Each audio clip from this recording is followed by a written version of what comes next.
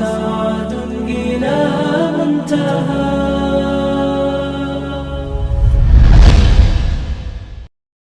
بسم اللہ الرحمن الرحیم. تلخیص نگاری. تلخیص عربی زبان کا لفظ ہے جس کے معنی ہیں خلاصہ کرنا، اختصار، نچوڑ. اصطلاح میں تلخیص نگاری سے مراد ہے کسی عبارت کی تمام اہم نکات کا احاطہ کرتے ہوئے مفاہیم و مطالب کو اختصار کے ساتھ ایک تہائی عبارت میں تحریر کرنا. تلخیص نگاری کی مشق سے ہم یہ مقاصد حاصل کر سکتے ہیں. تلخیص نگاری فہم کی بہتری میں مددگار ہوتی ہے. اس سے اہم نکات اخذ کر کے لکھنے کی صلاحیتوں کی نشو و نما ہوتی ہے. تلخیص نگاری کا بنیادی مقصد ابلاغ کی صلاحیتوں کی نشو و نما ہے. کسی عبارت کو سمجھ کر جامع انداز میں اس کا خلاصہ تحریر کرنے کی صلاحیتیں بہتر ہوتی ہیں. روزمرہ گفتگو میں ہم اپنی سوچ، خیال اور اپنا نقطہ نظر مؤثر انداز میں دوسروں تک پہنچا سکتے ہیں. تلخیص نگاری کے لیے ان اصولوں کو اچھی طرح ذہن نشین کر لیجیے. پورے نثر پارے کو پہلی مرتبہ بغور پڑھیے. مرکزی خیال سمجھ کر دوبارہ پڑھیے. اہم نکات خط کشید کیجیے، یعنی ان کے نیچے لکیر کھینچیے اور اب ان نکات کو ترتیب وار لکھیے. اگر ایک ہی نقطہ مختلف پیرائے میں 2 یا 3 مرتبہ بیان کیا گیا ہے تو ان پر کوئی مخصوص نشان لگائیے اور پھر دونوں یا تینوں بیانات کو پڑھ کر مختصر 1 یا 2 جملوں میں لکھیے. مترادفات، تشبیہات، محاورات، اشعار اور مثالوں کو حذف کر دیجیے. تبصرہ، تنقید اور اپنی رائے دینے سے گریز کیجیے. مکالمات سادہ نثر میں لکھیے. اب مفہوم سمجھ کر تمام اہم نکات ترتیب وار، آسان، سادہ اور جامع الفاظ میں لکھیے.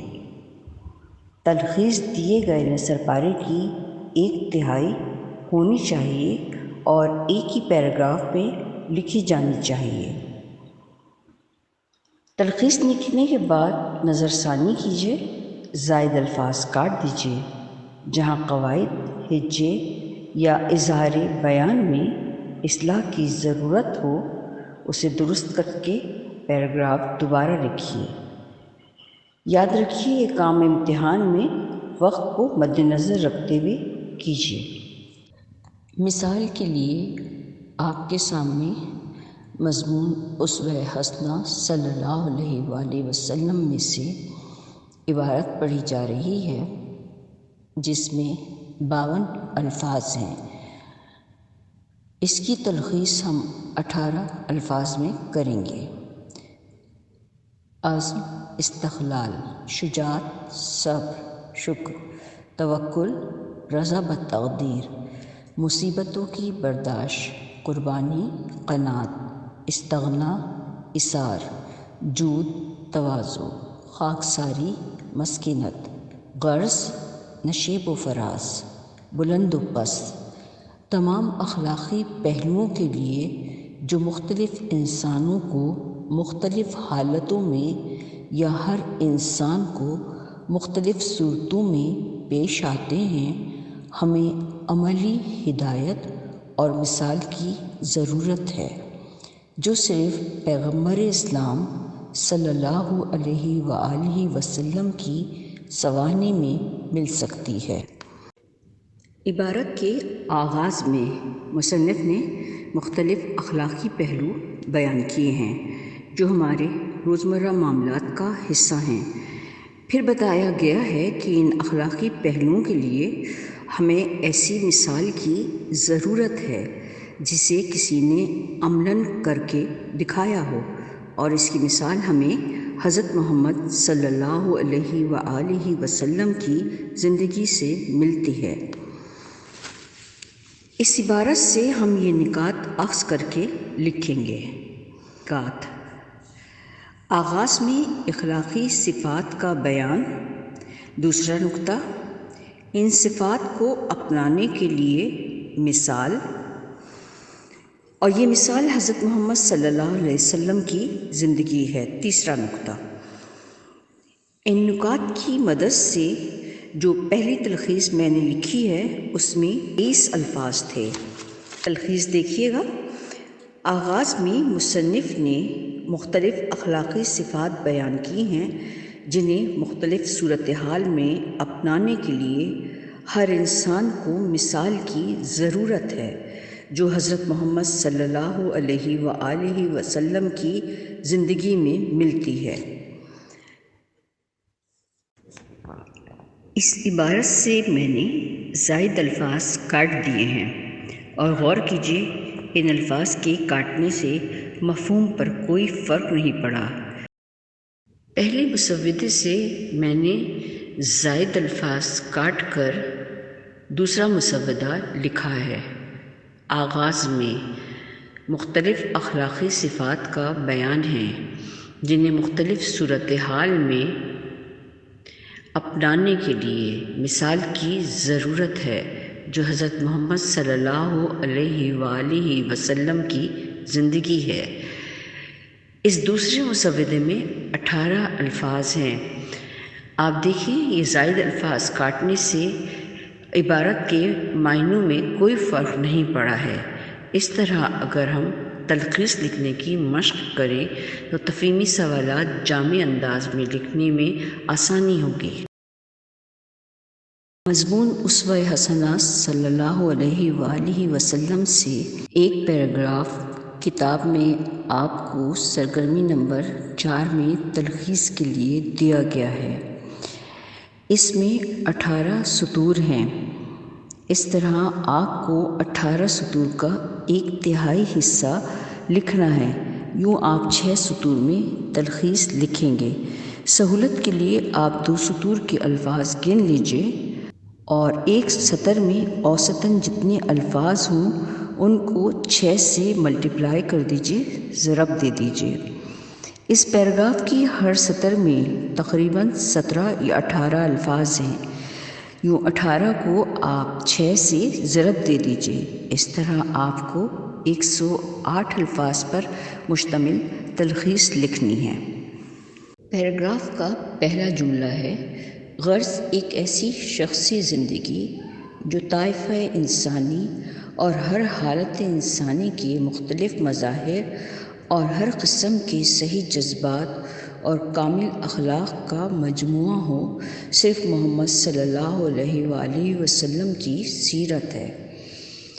یعنی اس جملے میں یہ بتایا گیا ہے ایسی شخصیت جو ہر گروہ انسانی یعنی ہر طبقے اور ہر شخص کے لیے اچھے اخلاق کا نمونہ ہو، حضرت محمد صلی اللہ علیہ وآلہ وسلم کی ہے۔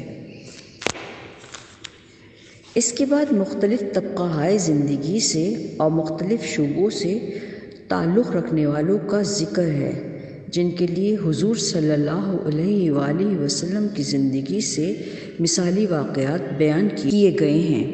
ان واقعات کا ہم ذکر نہیں کریں گے، صرف اہم نکات لکھیں گے۔ کن طبقوں اور کن شعبوں سے تعلق رکھنے والوں کے لیے آپ کی زندگی مثال ہے۔ اب میں یہ پیراگراف پڑھ رہی ہوں، اب بغور سنیے۔ غرض ایک ایسی شخصی زندگی جو طائفہ انسانی اور ہر حالت انسانی کے مختلف مظاہر اور ہر قسم کے صحیح جذبات اور کامل اخلاق کا مجموعہ ہو، صرف محمد صلی اللہ علیہ وآلہ وسلم کی سیرت ہے۔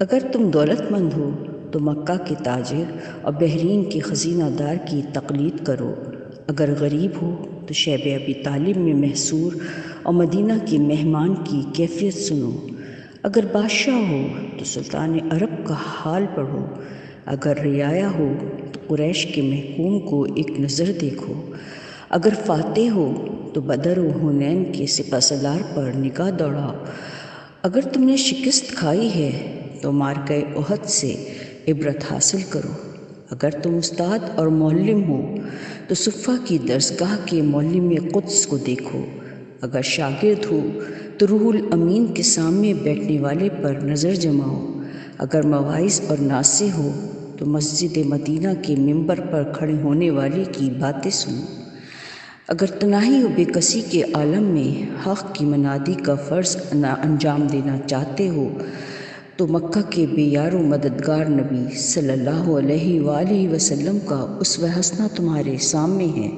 اگر تم حق کی نصرت کے بعد اپنے دشمنوں کو زیر اور مخالفوں کو کمزور بنا چکے ہو تو فاتح مکہ کا نظارہ کرو، اگر اپنی کاروبار اور دنیاوی جد و جہد کا نظم و نسق درست کرنا چاہتے ہو تو بنی نذیر، خیبر، فدق کی زمینوں کے مالک کی کاروبار اور نظم و نسق کو دیکھو، اگر سفری کاروبار میں ہو تو بصرہ کے کاروان سالار کی مثالیں ڈھونڈو، اگر عدالت کے قاضی اور پنچایت کے ثالث ہو تو کعبہ میں نور آفتاب سے پہلے داخل ہونے والے ثالث کو دیکھو جو حجر اسود کو کعبہ کے ایک کونے میں نصب کر رہا ہے، اور مدینہ کی کچی مسجد کے صحن میں بیٹھنے والے منصف کو دیکھو جس کی نظر انصاف میں شاہ و گدا اور امیر و غریب برابر تھے، اگر تم بیویوں کو شوہر ہو تو حضرت خدیجہ رضی اللہ تعالیٰ عنہا اور حضرت عائشہ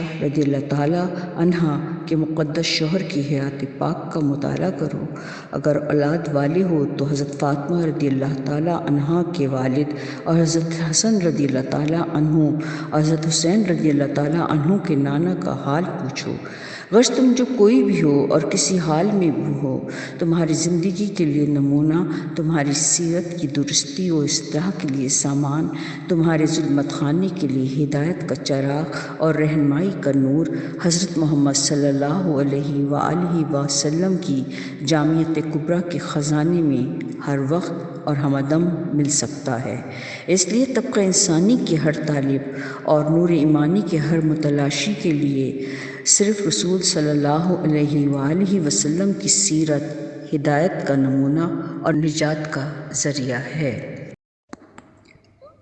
آپ کی سہولت کے لیے اس پیراگراف کے نکات لکھے گئے ہیں، پیراگراف کو دوبارہ بغور پڑھیے، نکات پر غور کیجیے اور تلخیص لکھیے۔ جزاک اللہ الخیر۔ يبلغ سعد إلى منتهى